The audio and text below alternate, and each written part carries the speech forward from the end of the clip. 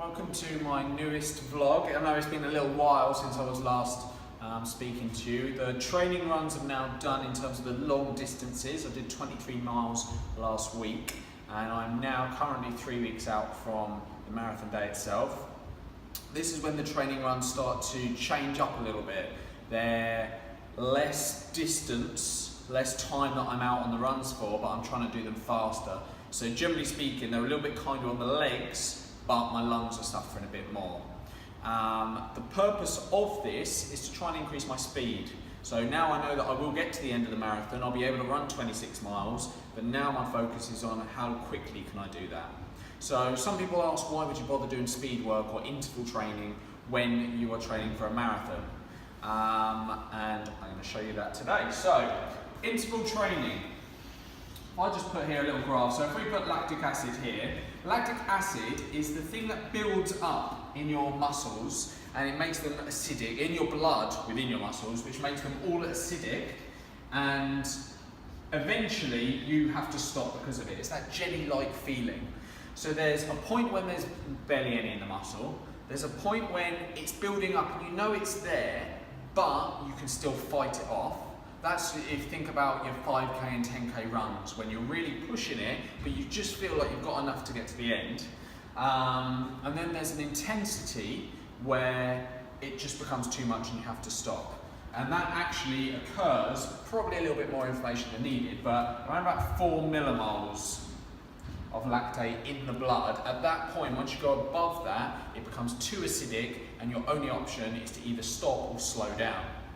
So if we consider that that occurs there, so our aim when we're doing interval training is to shift this curve a little higher, get our body used to dealing with this lactate in the blood and using it for purposes that we need it for, i.e. to be able to keep going. And if we can shift this curve upwards so that we can buffer more lactate, then it means that we can work faster, we can run faster for longer. I.e. for a marathon runner, it means we can get to the finish line faster. Okay? So an interval session should then be looking at around this level where we go above the point where we feel jelly-like and it feels really uncomfortable, and then below that is a period of recovery. Something to the effect of this, where your workout would be 2 minutes at this super uncomfortable pace where you're thinking, I really want to stop, and then something like 2 minutes recovery, where our body is getting used to getting rid of all this lactic acid so that we are efficient at being able to run faster again. The knock-on effect of that will be that eventually this curve goes up. So instead of only being able to run at this intensity, we can now, because of our training, run at higher intensity for longer. So if you think that the marathon runners that are going to win the race will always be running just below their level of lactate, their anaerobic threshold, and they'll run almost 2 hours there. So the faster we can run before we get to the point that the lactic acid stops us, the better. So that is why we would do an interval session.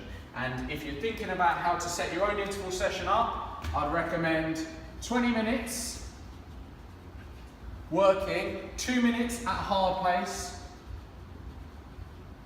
followed by 2 minutes recovery.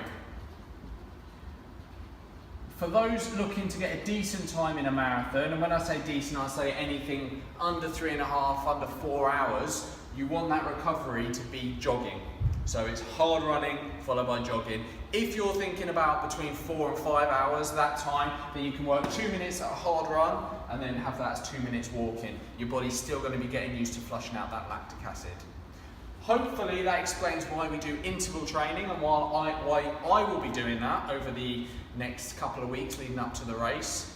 And you can follow me on my progress on social media platforms at Dynamic Fit PT. Until next time, see you then.